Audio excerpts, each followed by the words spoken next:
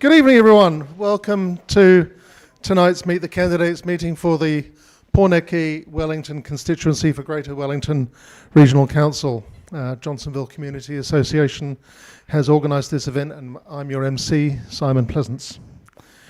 Johnsonville Community Association has highlighted concerns around public transport fares, Johnsonville hub interchange, flood and catchment management, freshwater quality, regional resilience and regional parks over the last several years. And these are the sorts of things that regional councillors can influence, and should they enjoy the confidence and support of voters. So just a little bit of housekeeping tonight. The event is being live streamed by Darren here, and there are people watching online. Please switch your phones to silent. Candidates or their teams, as you will have seen, are able to hand out pamphlets and put up a poster, and each candidate will have 4 minutes to speak once we kick things off. We drew speaking slots earlier on, and the timekeeper will ding a bell and hold up a sign when they need to stop. After the speeches, we'll have a short break and move to questions from the floor. If you hold on to your raffle ticket, that's how we're going to be picking the people who ask the questions. There's a little bit of the usual health and safety thing. The toilets are down the stairs and in the hallway down the bottom. There's the drop, cover, hold mantra, and if there's an earthquake and if you need to evacuate, it's down these stairs or those stairs there, and it's gather on the lawn over towards McDonald's. So without further ado, thanks for coming, and let's begin by welcoming our first candidate, and that is Belinda. And I will leave her to introduce herself and carry on. Kia ora koutou. Ko Belinda McFadgen toka ingoa. Greetings to you all. Thank you very much for coming tonight. It is really a pleasure to be here and to talk to you a bit about why I would like to be your representative on the Wellington Regional Council. I'm born and bred Wellingtonian. I grew up in the Western Hills. I learnt to sail in Wellington Harbour. I had grandparents in Kapiti. I learnt to swim in the pool next door. And I feel a very strong connection. I lived abroad for some years, come back, made this home for my family, and I think that some of the skills and experience I've had puts me in good stead to really add value to the local government of this region. My early career was a bit of a mismatch, sort of an ecology and legal career, and this led to a lifelong commitment to good environmental outcomes. But it was really my time in the Netherlands that I spent with my family that sort of shaped me and why I'm here today. I worked over there in water governance and climate adaptation. And it developed in me a sort of sense of urgency. I don't know if you've been to the Netherlands, but a third of it is underwater, so they're at the thin end of the wedge. But also the need for innovative and collaborative solutions to climate risk. Now, back in Wellington, I worked at the Ministry for the Environment on the National Adaptation Plan, and I know for Wellington region, we are working quite hard. We've understood some of our climate impacts and working on our response to that. And, 30% of our population is at flood risk. So we kind of need to really start thinking about how we're going to respond. We're also in a huge time of flux. We need cost savings, and it's really important to build together the resilience that we need. So the Dutch are very keen on a concept called nature-based solutions. This is an approach where we invest in nature to help buffer us from the climate impacts and also look after nature itself. And I'm wondering if there's room in New Zealand to really scale this up. It helps us when there's too much water, when there's not enough water, and then with the impending variation in between. So other regional council responsibilities that I'm interested in, frankly, all of it is really great to me.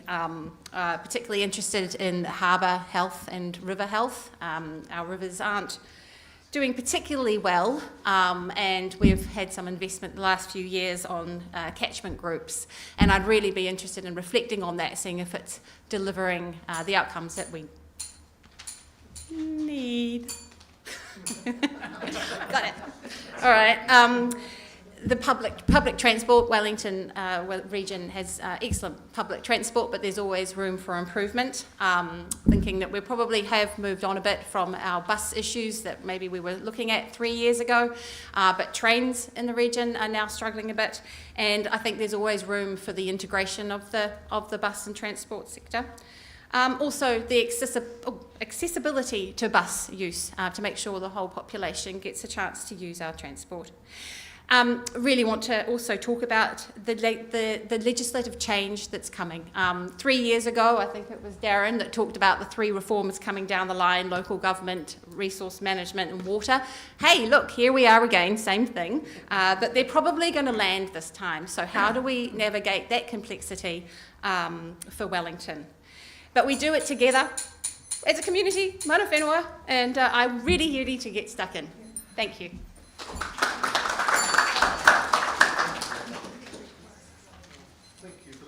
Our second speaker is Tom Kay.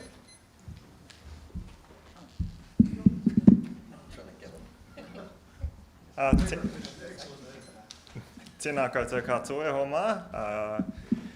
Kua hui mai nei ki tēnei whare te pōnei. Kia ora everyone, my name is Tom Kay. I'm running for Regional Council because I really care about our environment and our communities. And our future generations that will live in this wonderful city and region. I think I have the skills and experience that would make me a really great regional councillor. I believe we should all have access to clean rivers, safe places we can swim in lakes, rivers, our harbour. We should be safe from the impacts of climate change. We should be able to move around the city quickly and affordably, and I think we should all be able to enjoy our regional parks and our beaches and our incredible wildlife that we have in Wellington. I've lived in Wellington for most of the past sort of 8 years. I studied here initially when I left high school, then I did my degree in environmental science in Palmerston North, and then I came back here after a short stint working in the South Island to work for the conservation charity Forest and Bird. I worked as a regional advocate for them for several years, advocating to regional councils all around the country to look after our environment in better ways, to improve their public transport systems, to reduce our impact on the planet. And then I worked as the freshwater advocate at Forest and Bird. A huge part of my advocacy with Forest and Bird was around the idea of making room for rivers. I grew up in Hawke's Bay, and in 2023 it was, I think, I watched as my region was ripped apart by Cyclone Gabrielle. My family felt the impacts of that flooding firsthand, and I kind of went on a mission to change the understanding in New Zealand of how we live with our rivers. And that's something I would bring to Council to help us deal with our own flood risk issues. I'm now an advocate with a group called Choose Clean Water, advocating to national government and to regional councils to continue to protect our freshwater, our drinking water sources, our wetlands. But generally, my understanding and my passion for the environment is what brings me to stand here in front of you, to stand for council. If I was elected, I'd focus on protecting our water as a huge priority for me, but also improving our public transport system, maintaining the bus service to the high level that it seems to have come back to in terms of its standard, but also improving the rail lines, particularly the Wairarapa and the Palmerston North lines, reducing our emissions, making sure people are safe from the impacts of flooding, and focusing on things like pest control, restoring the forests on our hillsides, and our urban biodiversity. Thank you for the bell. I think of myself as someone with a lot of integrity. I'm really evidence-based, I'm future-focused, I care really deeply about our communities and about this place that we live in. I think we're going to face some really tough challenges as a region, both from the impacts of climate change, but also from the sort of international turmoil that we're facing, which is increasingly going to factor into our lives, I think. And I am someone who is willing to face up to that challenge, to have the really hard conversations, to consider the evidence and what our community wants to do, and grapple with that really tough stuff on your behalf. So thank you very much. I'll finish with 5 seconds to spare.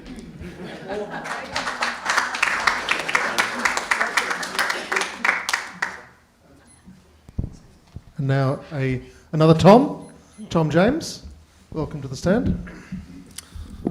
Kia ora koutou. Firstly, thanks to everyone for coming out tonight on a not particularly nice Thursday evening, but hopefully we can make it a nice time in here.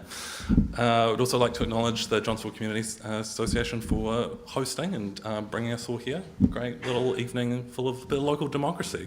So a bit about me. Thanks, Simon. A bit about me. My name's Tom James. I grew up in Palms North. Don't hold that up against me, please. Someone says Centre of the Universe? A++, excellent. Grew up in Palmerston North and spent 9 long years in Auckland, and that is sort of where I began my journey here, because I initially worked with people with brain injuries from various sources, and sort of saw how like inequalities in the system happen. If you got an injury via like a car crash versus a stroke, you got treated very differently, and I thought that was unfair, and I figured, how do you change things like that? So I decided to go to university and found out, it was politics. That changes all the settings. Joined with the Labour Party. I'm very proud to be running a Labour ticket with Darren. And and through that, sort of discovered, came down to Wellington, worked in the previous government, worked for a couple of transport ministers, and that's where I sort of discovered my love for transport. I am a self-described transport nerd. I wear that very proudly and love all modes. And so working there, I gained a bunch of skills, seeing how the system works, and working with people in local government and across communities, and seeing how we can really put things all together, and sort of discovered that there is, transport is also about fairness, because those on the lowest incomes actually pay proportionally a lot more of their household income compared to those on the higher incomes. So that sort of motivated me to stand, especially when I saw the current government demanding regional councils raise fares arbitrarily. So if elected, I'd really like to focus on not just public transport, but public transport in particular, making it faster, more reliable, and getting more buses to more places. But also I recognise that we have to do more to clean up our streams and wetlands, and on top of that, we have to work across with the City Council. Nice to see some City Councillors here tonight as well. Work across City Council and central government so that we can grow our city and make sure that we've got the right infrastructure and houses in place. And I'm committed to working with whomsoever I have to try and get things done. Thanks very much.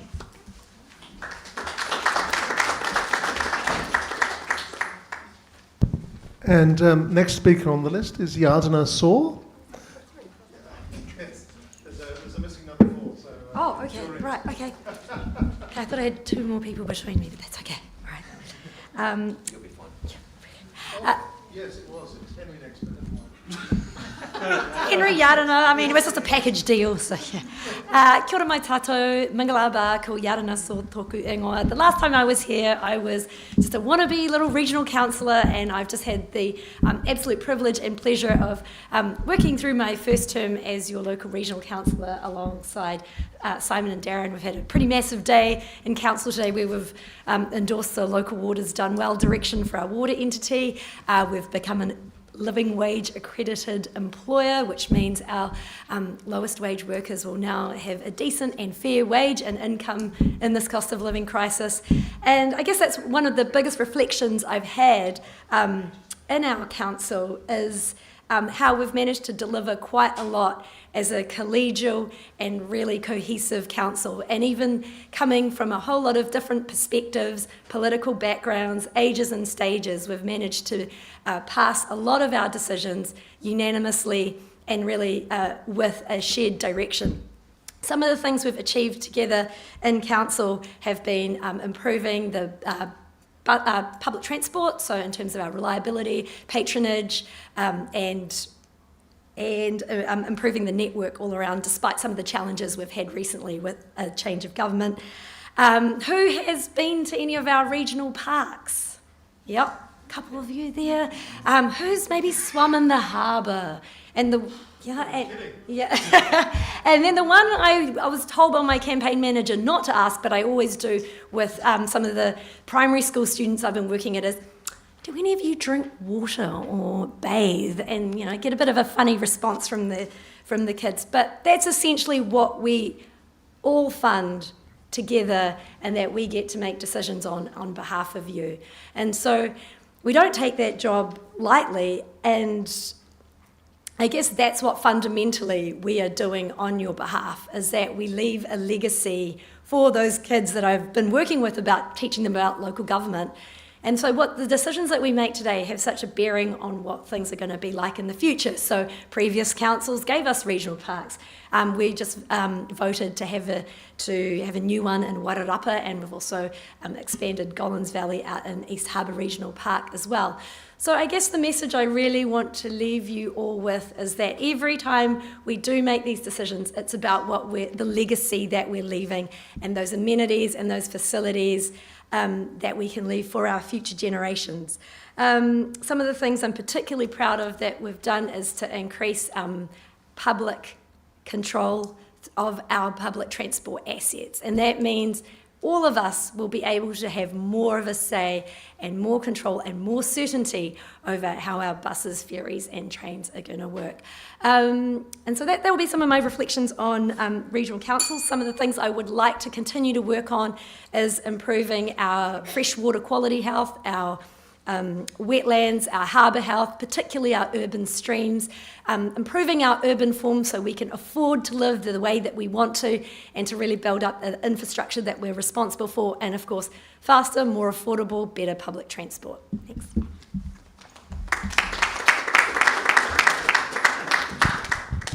And next on the list is Henry Peach. Kia ora koutou katoa, ngā mihi nui kia koutou. My name is Henry Peach, and I'm running on the Green Party ticket alongside Yardena. Firstly, thank you all for coming out on a cold night. I personally appreciate when a lot of politics now happens online and on social media. It's nice to actually meet in real life, in community, and to hopefully hear a diverse range of perspectives. So thank you. I originally came to Wellington to study for 3 years, and about almost 20 years later, this is very much my home. It's where I've chosen to settle down with my partner and our 2 little kids. And we chose to put roots down here because we love our community. I found a great football team to play for. And also because we think Wellington is a pretty unique city. It's a place where you can have a cafe, culture, the beach and the bush, all within 15 minutes of each other. And that is pretty unique in New Zealand and unique in the world.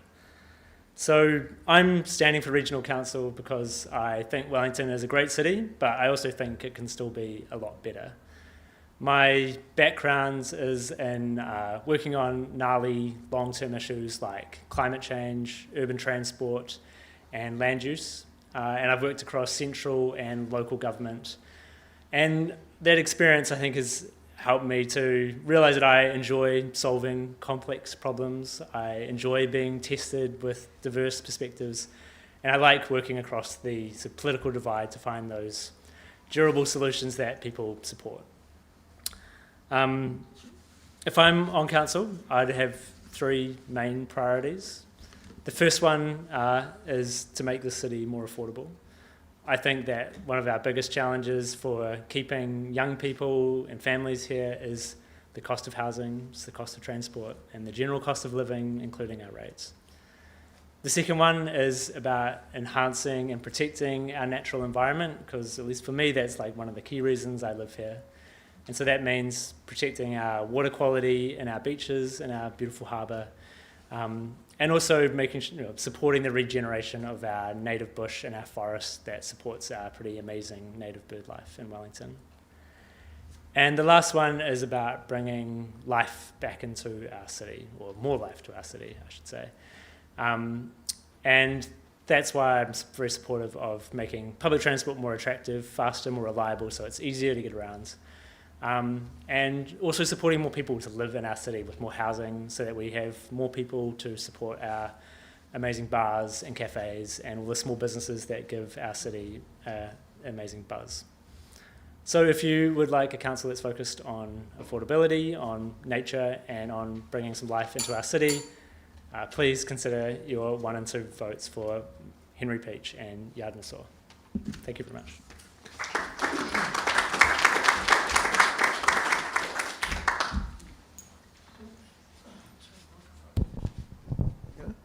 And our next speaker is Darren Ponter.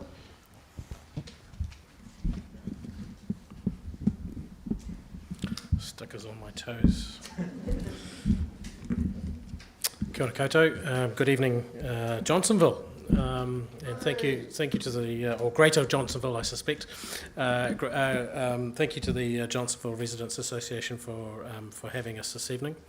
My name's Darren Ponter. I am the current chair of the Greater Wellington Regional Councillor and have been for the last 2 triennia. Like Tom and I suspect 1 or 2 others, I grew up in Palmerston North. I don't know what it is about Palmerston North, but did my that was probably true at a time. So I grew up in Palmerston North. I've lived in Wellington for over 30 years. I'm a public servant. So before being a regional councillor, I worked in the public policy sort of environment for agencies like MFE, TPK, the Office of Treaty Settlements, etc. So like many of you in the room, I sort of have that pedigree, and I think that has put me in quite good stead in terms of being a councillor and being the chair of the regional council, because the aspects of being a public servant that are transferable are the machinery of government and understanding policy, not just politics, and understanding community and how you deliver on things that people want. I want to cover off 1 or 2 areas. Public transport has often been the key issue. I've been to the Johnsonville Residents Association many times over the years and never got away with a conversation that wasn't about public transport. And that's because public transport is dear to Wellingtonians. We use it at a much greater rate than any other city other than Melbourne in Australasia. Therefore, on a Monday morning, if a bus is late, I won't get any sort of email or text about the environment and what's happening in the local stream. It'll be about, did you know my bus was late the second time this week, or 2 Mondays in a row, or what have you. People communicate their feelings, and that means that you've got to be on your A game. Number of things in relation to public transport that I am committed to. I think a number of people have raised that the reliability of the network has vastly improved over recent years, but we're not there yet. Like many public transport networks around the world, we still have improvements to make sure that those buses do arrive on time, and that is the number 1 issue from our surveys that people reflect on, that they want their buses to arrive on time. They might be able to wear a slight increment in the bus fare, they might be able to wear a few other things, but if their bus doesn't arrive on time and they're having to explain to their manager when they arrive every morning that they're 5 minutes late or 20 minutes late, that's on the nose as far as they're concerned. The buses have improved in patronage 110% since pre-COVID. That means 10% more. We're putting on more services and we're putting on more routes, and I want to continue the commitment to provide a more integrated network.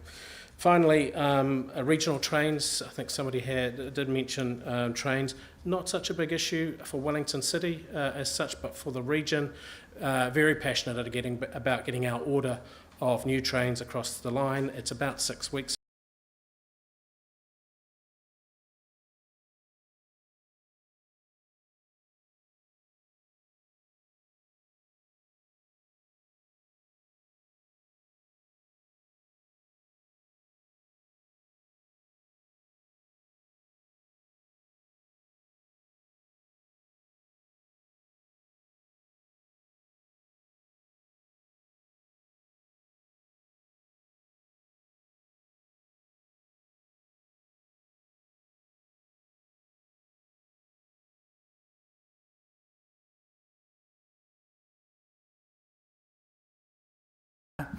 On my wall many years ago, when I was working for the Olympic Association and was a New Zealand athlete, I had a sign that said common sense is not common.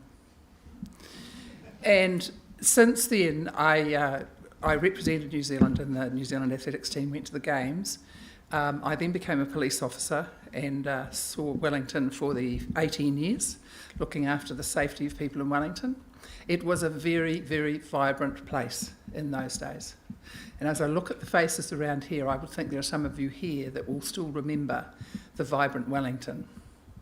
I was disappointed this week when Television New Zealand came to me and asked me if I would speak to them about how vibrant Wellington has got and that what it used to be like. So what I believe is that I want Wellington to be a place again that people want to come here, but that people want to invest in. And one of the key issues that we need to get together in Wellington, and I can say that I was on the regional council the year before last, and I saw the term before last, and I saw the change in Darren Ponter's approach as the chair in actually creating a collaborative council. We all have to work together over this next time. If you see on my thing, you'll see that the big issue for me is that I'm a problem solver. I'm normally called in when it's got really bad. I wrote a book called Looking for Trouble, and for the last 20 years I've found it. And how I found it is that currently within a lot of our organisations, there's not a lot of critical thinking. There's too much political positioning, and there's not enough critical thinking and thoughts through.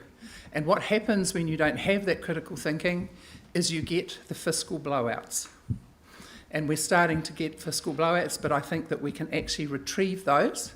And a lot of that comes from the lack of critical thinking, analysis, and the lack of reading the research properly, because often, as a communications person, which I have been since then, you'll find that research is often researched to the person that orders it actually delivers, tells them what the answer needs to be before they actually get it. So that's one of my skills that I do. So I do have an ability to solve problems. I do have an ability to only approach achievable solutions. I am independent, but in my life, I have worked for local government. I have worked with the Wellington City Council. I have worked with both political parties.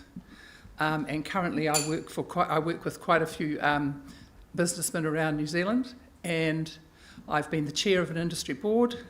I've been on several boards. Because of my police work and because of my concern for people, I am one of the people behind KidsCan, set it up with Julie Chapman about 15 years ago, and currently have set up an organisation called Pet Refuge, which is to help people in domestic violence who have animals, and we take them and we look after them. So I look for outside solutions around it. So I'm not making any promises because I'm only one vote, but I will tell you that everything that comes before me, I will read properly, I will consult people, and then I will make the decision. Thank you.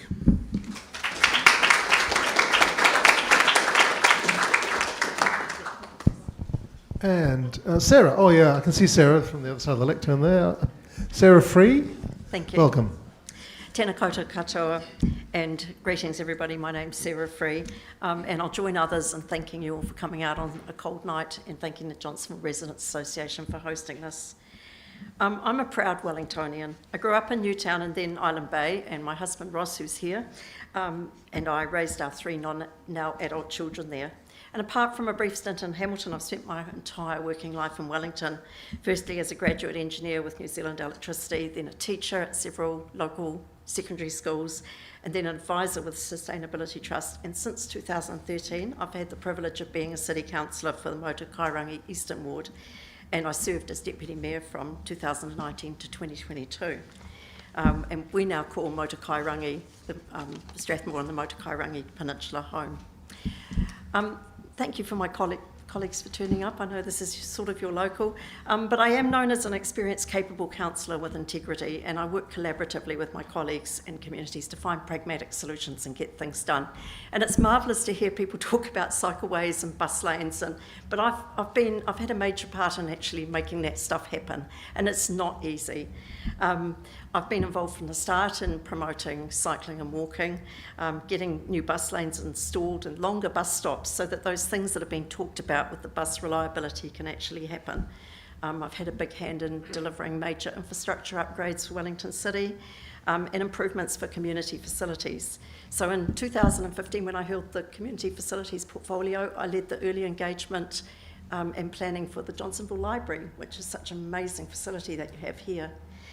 I've got 3 reasons that I want to now stand for the Regional Council. Transport's always been an extreme passion of mine, and I've seen it from the city's side, and I'm very keen to experience it from the Regional Council's side, where they actually provide the services and they can do a lot of stuff we can't do.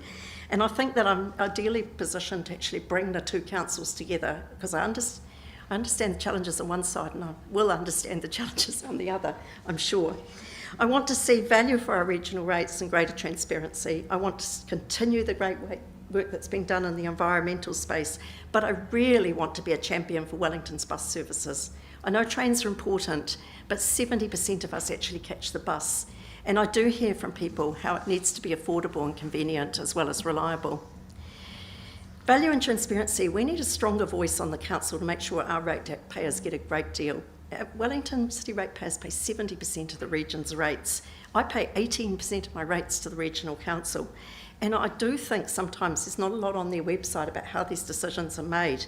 So for example, is it the right balance that Wellington City ratepayers are paying 22% of the costs of the Riverlink flood protection, when Wellington has its own issues with coastal protection and slope stability, which regional rates don't contribute to? And I think that the environmental stuff is great, but I am concerned about the buses. Two-thirds of us use the bus. I know the trains are important, but we're under pressure, funding pressure, $130 million shortfall in government subsidies, and I want to make sure the bus system is protected. And I'll make sure that, if I can, Johnsonville gets its transport up. So if you want someone with integrity, experience and a proven track record of getting things done, with a focus on value and accountability, good stuff for the environment and being a champion for Wellington City's public transport, vote for me. I'm independent and I don't have a political party supporting me, so I will need your number 1 vote if you want to see me here on the Regional Council working for you. Thank you.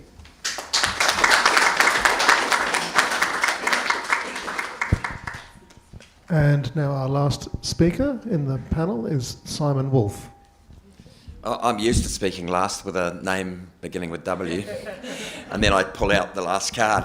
I'm Simon Wolf, everybody, and kia ora tātou. It's really nice to be here. Thank you for the Johnsonville Residents Association. I think I sort of sum up here because what's really reassuring is that whoever you vote for amongst this group of people, you'll get quality. This is unusual, actually, too. What I'd like to start off with is just endorsing what my colleague Yardner said about Darren. We've been really well led at the Greater Wellington Regional Council this term. We've made some really hard decisions, and we work collaboratively. And Yardner also mentioned that most of the time we've voted unanimously, but on the times that we haven't voted unanimously, there's still been respect. And I think that it's the first time in my political career, and I had 9 years on the City Council, that I can say that I could talk with my colleagues, go out to coffee, and listen to what they have said, and that they've listened to me as well. So I just want to fire that in. I come from a business background. I'm born and bred in Wellington. My family goes back some generations. I'm the son of a Holocaust survivor, and in that DNA is that I was always told to be an upstander, not a bystander, and I've stuck with that. The Regional Council is really technical in lots of areas, and it's taken a lot to upskill. particularly in the environment and particularly with the RMA sort of stuff. And one of the big reasons that I wanted to serve, and I'm honoured to serve, is that bustastrophe happened in 2018, and I was determined that would never happen again, or should never happen. I was determined to do something about that, and I know that my colleagues have sort that situation out as well, and we're going through a procurement tendering process at the moment that is very, very robust, and I'm very proud of. Some of you will also know me for my photography. That's not why you should vote for me. I just want you to know that there's a little bit more talent there than just the photography, and I also have a finance risk and audit background. I challenge decisions. I listen. I'm investigative and inquiring. And my mantra is being fair and reasonable. I'm collaborative. I work well with people, and I try and bring people together. And one of the things, the other area that I'm passionate about is the environment. I absolutely have an expertise there that's been developed over some significant time, and it's at grassroots as well as at higher levels. So, yeah, thank you for coming along again tonight. It's been daunting having heard some of the you guys speaking, and each of you have done really, really well. And I look forward, this is our first meeting together, I look forward to joining you all and listening and learning from you as well. Kia ora tātou, enjoy the evening, and I look forward to your questions.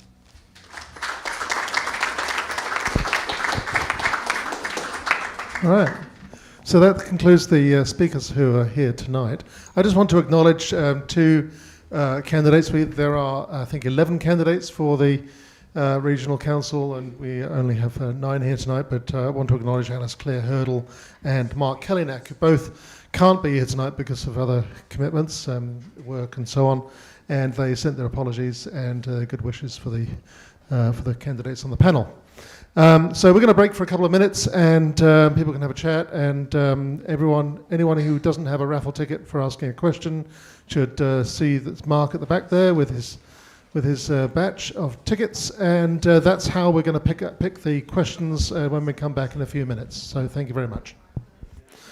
So thanks everyone, lots of conversation. Tonight we're looking for clear practical commitments on issues that Greater Wellington Regional Council controls.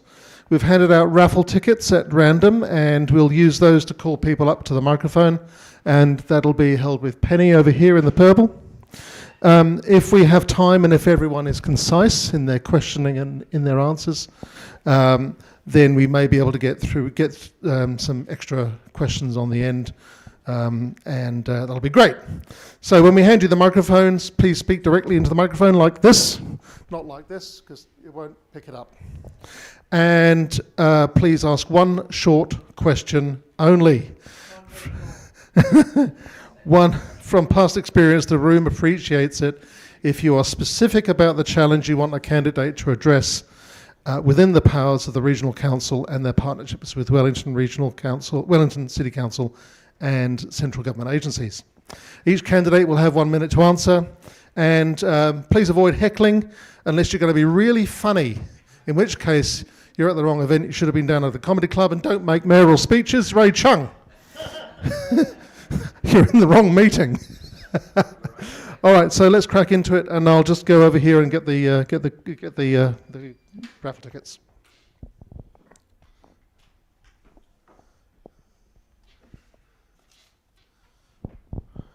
Okay. Question, raffle ticket number 98. Who's got that? Oh, sorry. Sorry?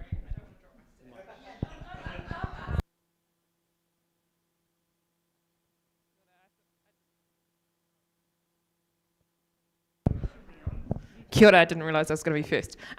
Thank you everyone for your comment. I was going to ask about trains, but everyone seems to be very pro-train. So let's go a bit left field and ask about what's your opinions about the idea of a Wellington super city since we're all very connected here in Wellington.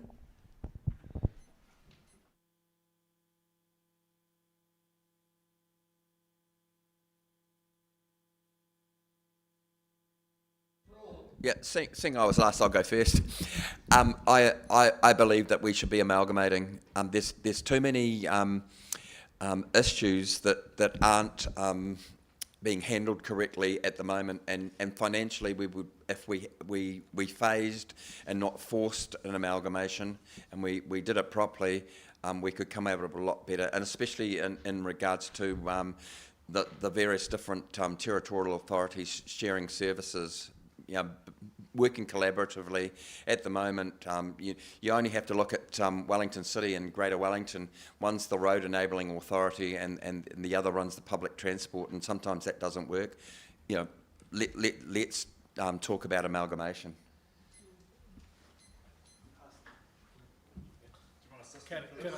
Can I suggest that if we all agree with Simon, we just put our hands up? Because, so I'm pretty much in that camp, I have to say. Okay. Oh, Glenda? Yeah. We were involved in a super city amalgamation attempt probably about 20 years ago, I think, or might be less than that, and Wairarapa actually were able to get together, but then because of the bigger super city, they weren't able to actually put it through. What I'm going to say to you is, yes, I do believe that we should phase our way into an amalgamation.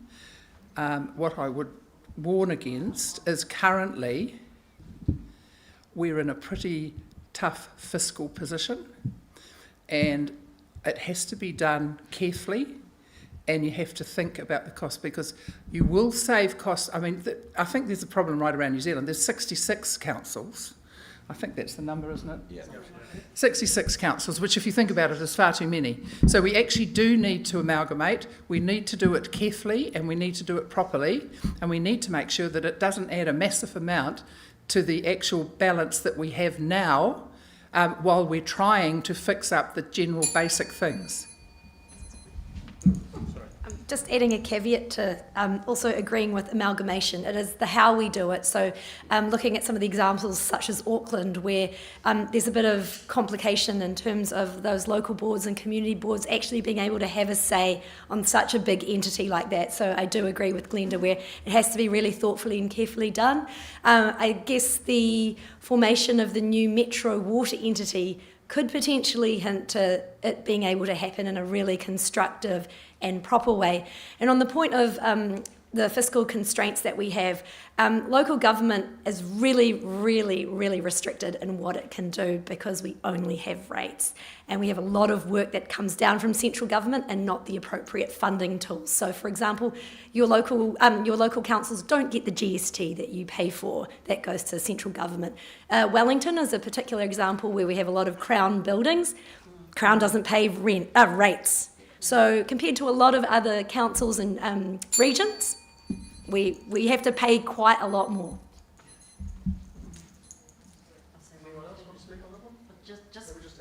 Should we hand the mic along or something? Just very quickly, because I really agreed with most of what Yadna said. But with Wellington Water, with the Metro Water, there's a little bit of a problem. We're going to be ring-fencing all of our various contributions and our various expenses, and at some point we will have price harmonisation. And that's where it gets a bit tricky, because there is different levels of investment and different levels of need and different levels of wealth in different areas. So it does need to be thought through as to how it would be staged, how it would be managed, and which the most logical entities would be to bring together. But I think it is inevitable that we'll have to have some form of amalgamation. Okay, great. There we go. We got ticket number 95, sorry. Who's got 95? Bingo.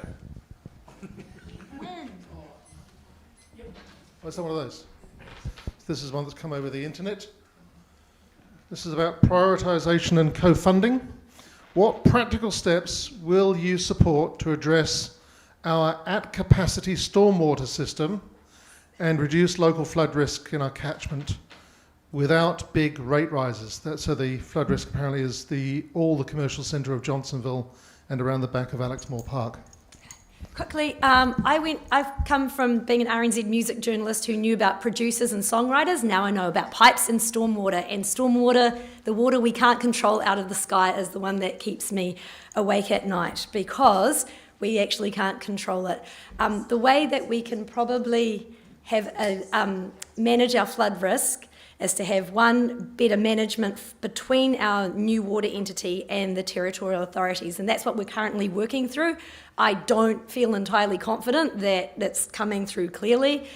We also have to look at how we pay for it in terms of how we determine what is affordability and value for money. What might be an engineering solution that we've always used may not be what we need in the long term. So that's looking at how we build, where our parks are, how we design our roads. That has a really, really detrimental impact on how we manage that stormwater.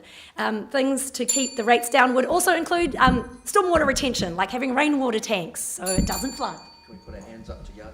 Yeah, we agree with you. Hands up, everyone's agreed. Everybody good? Oh yeah, you should go go. Yes. You've got. I just wanted to throw, I've spent the last 3 years going around the entire country talking to city and district councils and regional councils about the idea of making space for water, basically.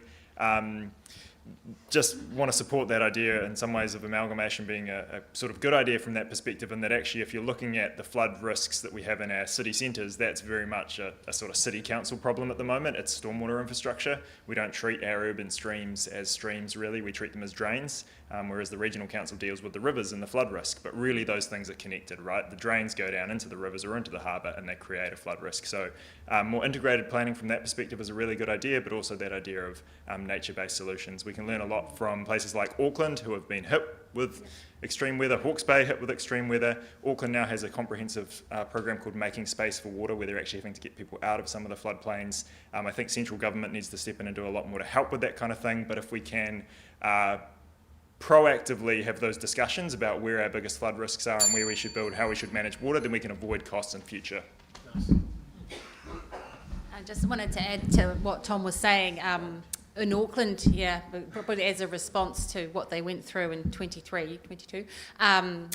that they have been mapping, so they've been doing quite a lot of spatial planning and mapping the overland flow paths, so they do know where the water is running, and then that allows them to be a bit more proactive on where you can, slow it down by having your rain gardens and your green roofs and your bioswales, and where you need to let it go a bit quicker through the pipes. But yeah, it's just about adjusting to the fact that there's just going to be more water and quickly, and how we manage that. Okay. Another question. How about whether one of the audience picks the ticket? There we go. 58. Anyone? Oh, another one from the online lookers. Yep. Okay. This one, candidates, is partnership and funding creativity. How would you work with Wellington City Council and Waka Kotahi to improve the Johnsonville Transport Hub without pushing up rates? So this rates thing is big. Anyone? Good on you, Darren. I'll be brave enough. Look, I think a lot of that is going to come down to some form of central government, private sector funding. That issue has just been around and round the traps. It's been in this room, the room next door. Oh God, I don't know how many years. I suppose what I'd really like to see, and I think Ben McNulty's been pushing, or at least having some of these discussions, is that we actually bite the bullet and start to actually think about purchasing some of the land, what's called land assembly, and then reordering it and privatising it, selling it back to the private sector for them to build the shopping centre that you want, but also the hub that we need. As long as it stays as it is, we're going to have a dysfunctional, the two things are just not going to meet. So it's going to take a lot more bravery, and I don't think you can do it without quite a bit of money, I'm afraid. Anyone else? How can you follow that? Yeah. Do you agree with that? Talk of that. Thanks, Darren. Okay, another ticket. I'm not going to pick you, Tony Randall. You're a councillor.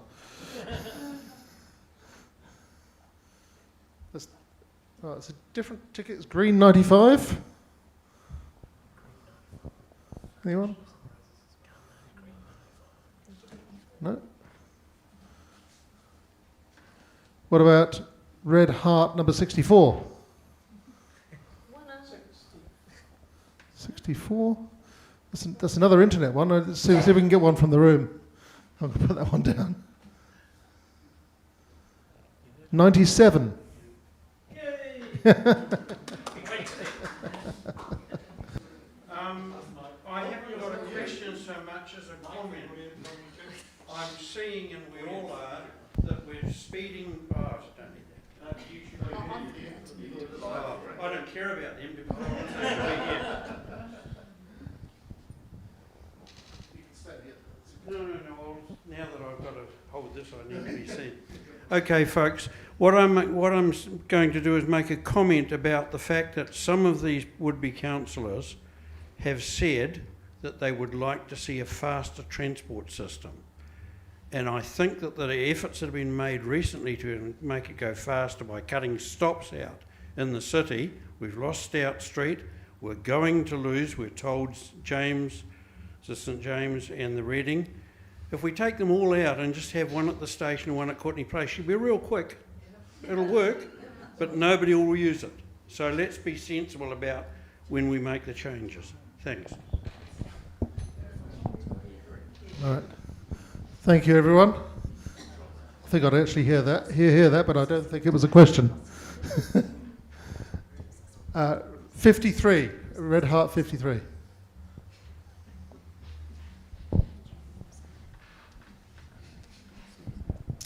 Okay, I'm going to carry on with the transport theme, and I'd like an answer from everybody about a specific thing, because we've heard talk about that you want to improve the transport system.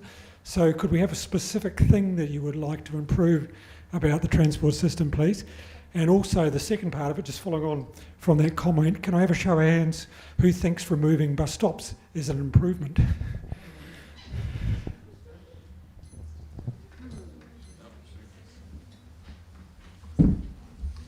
I'm happy to go first. Great question. So there are things that we can do to make particularly our bus network even better, and they're actually relatively low cost in the scheme of things. So we've seen great success out in the southern suburbs by introducing some bus lanes into this town. We've seen a reduction in travel times by about a third during peak hours, and that's something I think we can do more of in Wellington. So that just is targeted bus priority measures on our busiest routes. And the benefit of that is it means the bus goes faster, it's more reliable, but it also means that those buses are finishing their journey faster, and so that means we can have more frequent services, not just on that route, but across the whole city. So it's a really simple, pretty affordable change that we can make that can improve our public transport and our buses.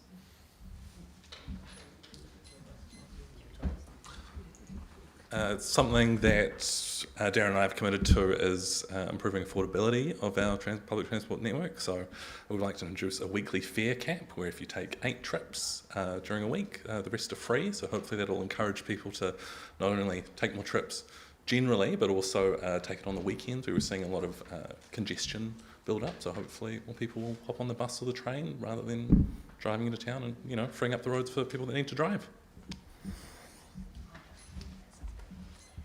I think affordability is quite an issue, and our council surveys show that 44% of our residents actually disagree that public transport is affordable. So I would definitely look at why Wellington City bus users are paying as much as they are for travelling the distances they are. I also think we need more express buses and more weekend services if we're really going to ask people to try and do without cars. We really need a transport system that's there 24, not quite 24/7, but substantially there for people to use. And you asked about the bus stops. That's a tricky one because there have been some instances where bus stops are quite close together, and it does make sense to remove them, but you've got to be very careful about how far you're asking people to walk. The bus service has to be convenient and affordable. Another thing to add on to making buses faster and more efficient is having bus priority traffic lights as well. So in addition to bus priority lanes, giving buses the priority to jump traffic lights as well as the in-road stops as well, so they don't have, so that they can get in and out of the bus stops faster as two improvements. Fare caps, we support them as well. Greater Wellington has already voted for them. We're just waiting for the technology to bring it in. And those would be some of the improvements. I also agree with increasing weekend services. We've seen huge growth in public transport use over the weekends. And I think it's a good time because this next council that will be elected will be issuing the bus contracts, and that will give us the ability to have those rosters where we can use our workforce across the 7 days of the week. I said to you earlier about being fair and reasonable. I believe that we should be prioritising bus priority lanes in certain cases over and above cycleways. And I say that because if you're going to create mode shift and you're going to move more people around, it's the buses that are going to do that. Energy efficient, emission friendly buses that are reliable will do that. And if we can gain a fairer share of the road space for bus priority, that would be a good thing.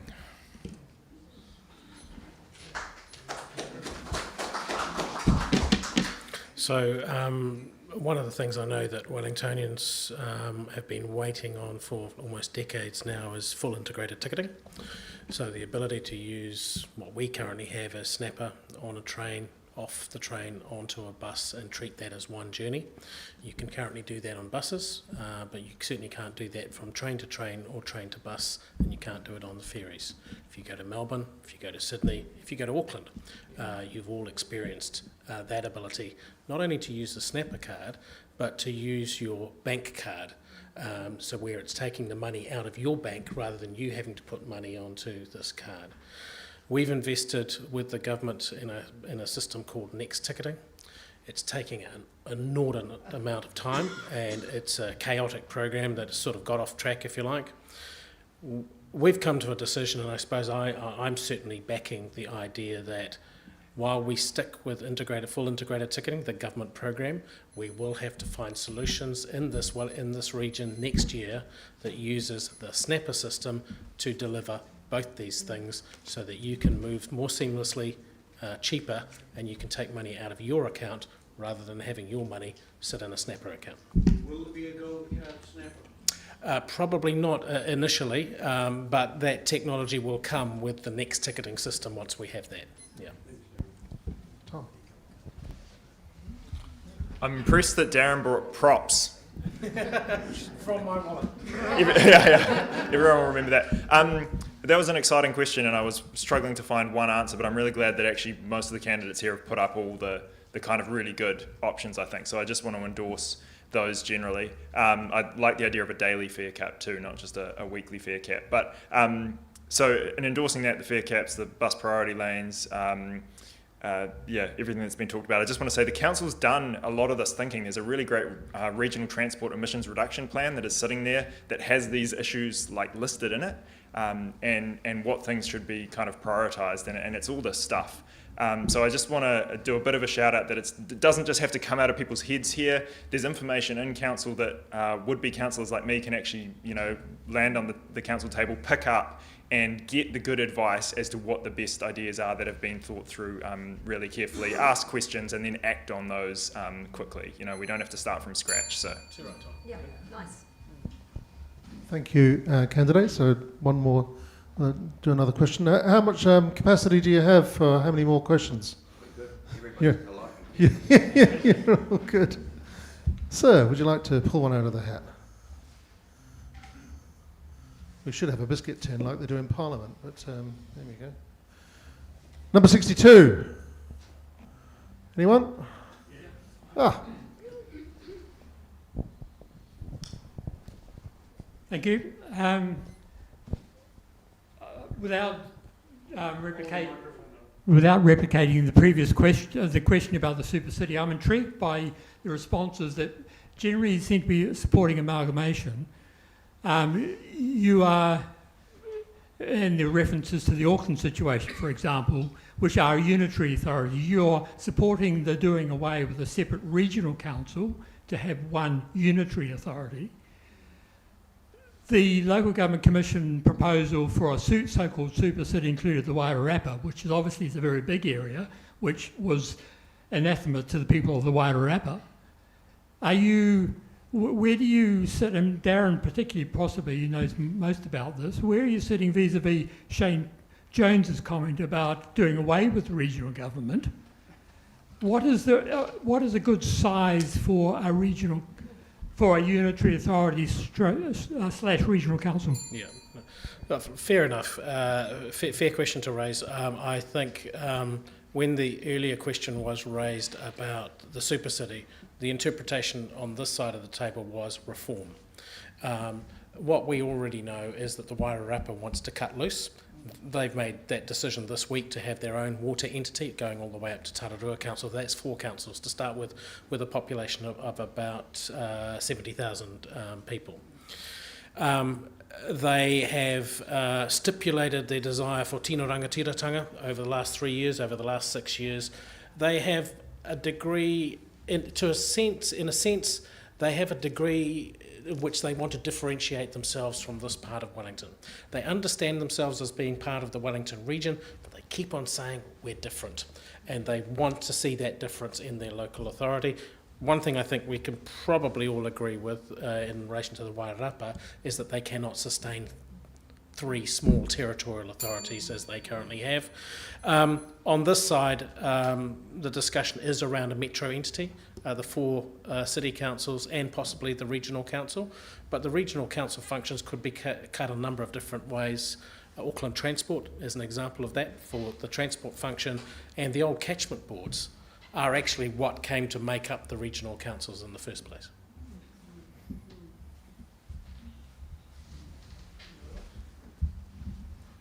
I just want to jump in specifically on the Shane Jones side of things. So he said, do away with regional councils, and I think he was seeing regional councils as a block to harmful development to the environment, mining, exploitative activities, basically.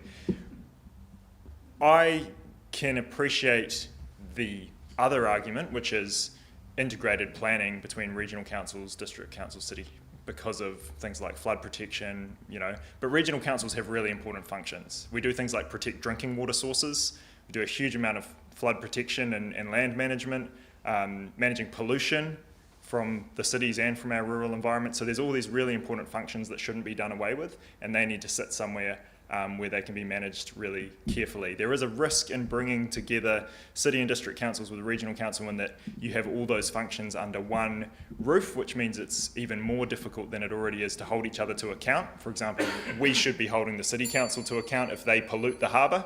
In places like Auckland, that's hard because it's within the same council. So yeah, lots of things to think about, but I just wanted to point that out. There's a lot of important regional council functions. Okay. Thank you very much. I'll just crack into another question down the hallway here. And, madam, would you like to pick a ticket? What number is that? I can't read it. 57A. Who's got that? Oh, very good. I think it was Darren mentioned considering going to hybrid trains. Is that right? Yeah. Why would you use hybrids and not full electric? Oh, good question. You would use hybrid trains because a large part of the network isn't electrified at the moment. So the line between Upper Hutt and Masterton is not electrified, and the line between Waikanai and Palmerston North is not electrified. We ended up having to build a business case around this, and the electrification of those 2 lines was going to cost more than $300 million. All you got was the wire above the lines. You didn't get any additional trains. The technology had advanced sufficiently within the last 5 years, where hybrid electric trains are now available and deployed, certainly in Europe, Germany, France and Spain in particular. And we have now worked with the government to organise a tender around those trains and we can get those trains for a cheaper price in the whole of life cost of the trains over 50 years than we can by putting in the catenary system. Thank you. Anyone else? Right, I'm going to try and go for another 5 minutes because I think we're all getting pretty warm in here, and I hope it's going well. I'm going to do this one. Oh, I can't even read that one. 63A. Yep.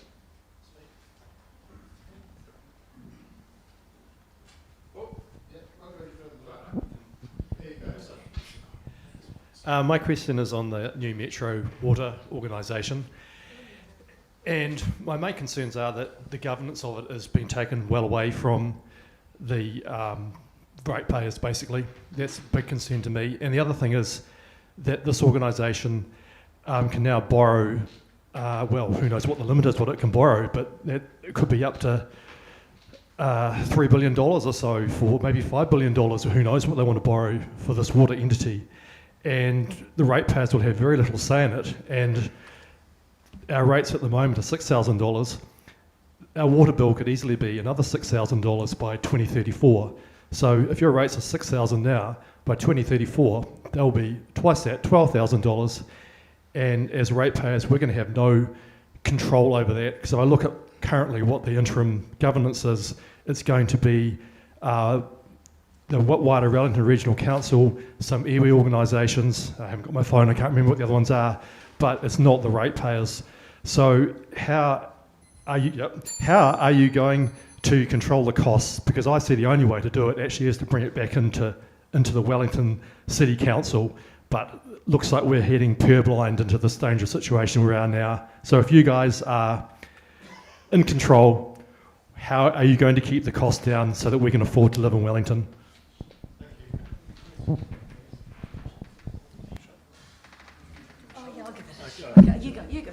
I'm not going to pretend to be an expert, but yeah, I think that's a really good question, and those are the exact concerns that I had when I thought about it. I don't love that the new Metro entity is the accountability is split across a whole bunch of councils.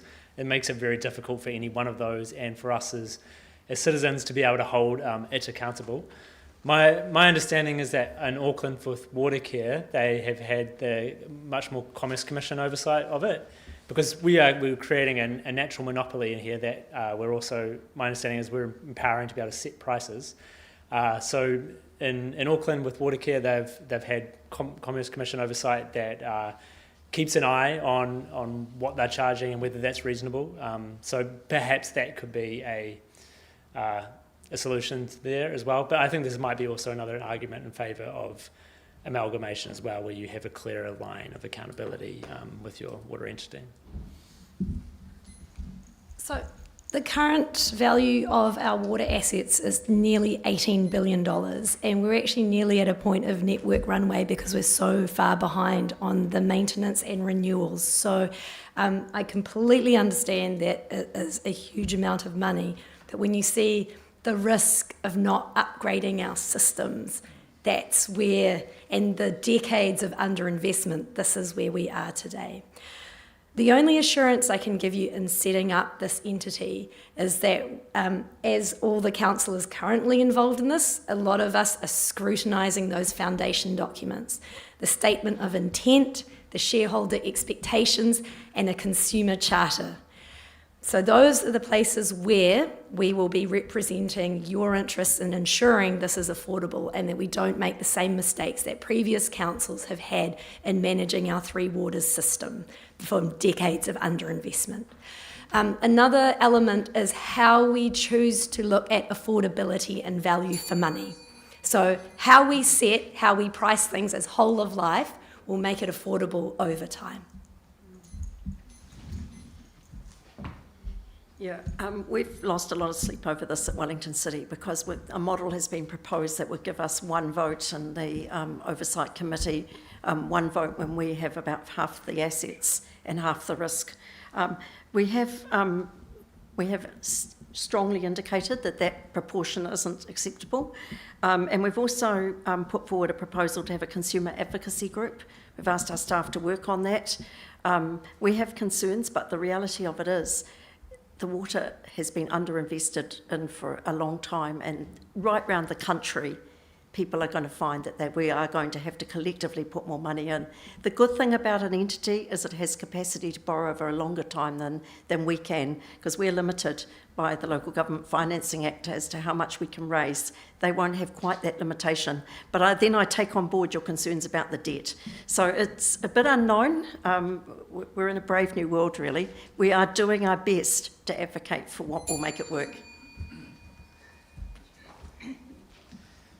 Just quickly, I think that Yadana actually gave you the answer of what we can do right now to try and protect us going forward, and that is doing complete scrutiny and checking everything through and making sure the things are in the right place now, and things are being done in the right order, so we don't make all of the mistakes that have been made currently in trying to keep our water system going properly, even to the extent of putting a new road down and then having to dig it up to fix the pipes. So I think that Yadana and I gather Darren and the current councillors are doing it the right way. Big important question. Anybody else want to address it? No. I can't go through all the questions. I don't really have too much to add other than, this has been an issue for the country for over 5 years. I mean, I was in the government when we were looking at the Three Waters and the entity, and I mean these are huge decisions, and I'm quite grateful that at least we're putting our penny down now, and you trust the people that are representing you to make sure that it's fair and affordable. But unfortunately, this is just the point where we have to go forward and hope that nothing terrible happens. So that trust might be a little bit misplaced. I'm placing my trust in the Commerce Commission, actually. So the Commerce Commission now is provided with a statutory ability to monitor these new water entities in the same way that they monitor banks and airlines and a whole other tranche of sectors. It is the Commerce Commission that is now really going to have the consumer's mandate at heart, and so I think for all our sakes we need to be looking for the Commerce Agency to be strong and to be advocating for our rights and our interests. Sorry, just one really quick thing that occurred to me. I'm not an expert on this. Well, I'm an expert on water, but I'm not an expert on the new setup that has been created. But I just wanted to add that this is not just a city and regional council thing either. This is a central government thing. So this government came in and changed the previous government's approach to Three Waters and promised that this was going to be better. So you need to hold us to account, and the Commerce Commission needs to hold the water entities to account. But you as voters also need to hold this government to account, because they promised that this was going to be better, and I have my doubts. So remember that too. This is the whole country is in on this, right? And there's a lot of changes going on with water at the moment, including protection of drinking water sources and all that kind of stuff where there's increased risk. And they've changed the framework for investing in Three Waters. So remember that next election too. All right, we're going to do one more question, and then we're going to wind it up. And thank you everyone for being here. So I'm just going to I've got these ones. These are from the floor. I think we've done that one already. Here you go. 100. Who's got 100? Sounds like a dart score. Anyone? Is it over here? I think they might have left in disgust. Number 94. 94 green. Anyone? Is that here? No. No? All right. And number 51. Oh, I've got 51. Here it is. This is from somebody who sent a question in. Okay. This is about if elected, what will you do to improve the Johnsonville line train service in the next council term? I don't know if that's a Wellington Regional Council question, is it? Yeah. So there's a couple of Kiwi things that these regional councils, if elected, would like to do. One, work very closely with Metlink. I know there's been a bunch of issues across some lines around not having enough train drivers, so very important to work with Metlink in Transdev, yes. Well, Metlink is a... You mean Transdev? Yes, Transdev, sorry. And also, we just have to keep advocating to central government to actually spend the money to invest in our track infrastructure and hold them to account on their promise on those very nice hybrid trains that will be much better.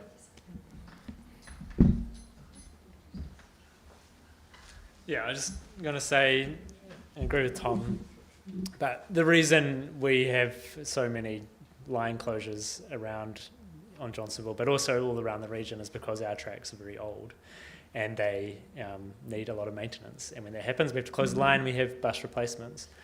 And there is a big program planned to renew the tracks across the region. It would cost about $900 million, I think, which does sound like a lot of money, but there's tens of thousands of trips on that every day.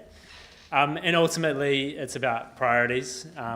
We spend about $2.2 billion on the Live-In bypass, and I think we all want to bypass Live-In, but that is twice what it would cost to invest in renewing all the tracks in the region, which would have a huge impact.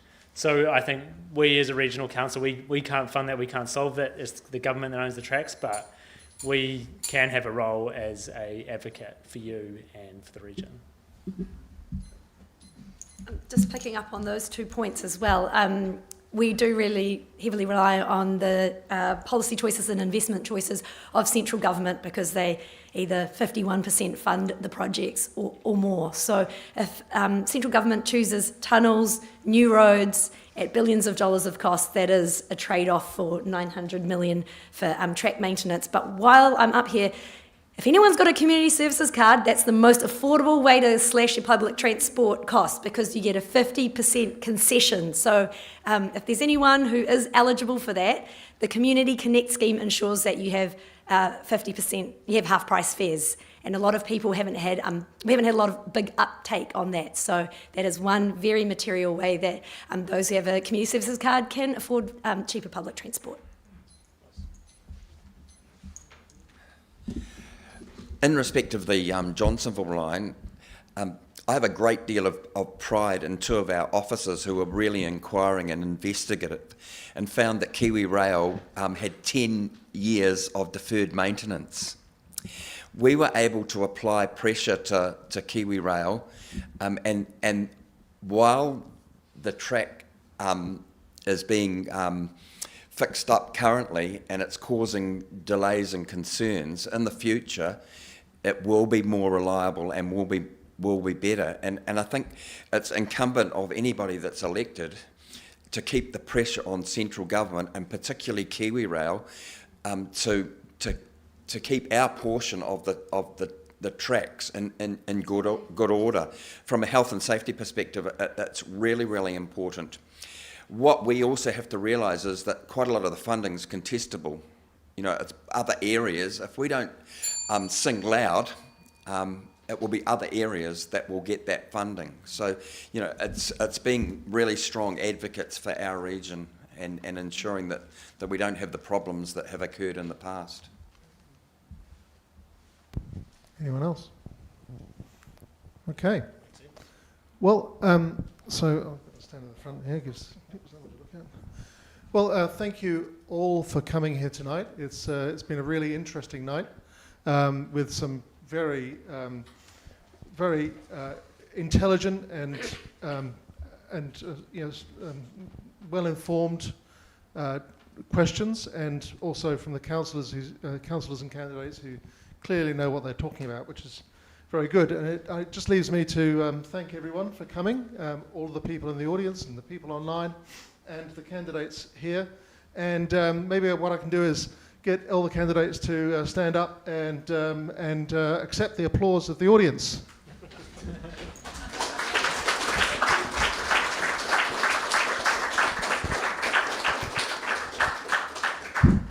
Thanks to the MC too. Yeah, great MC. Thank you. And our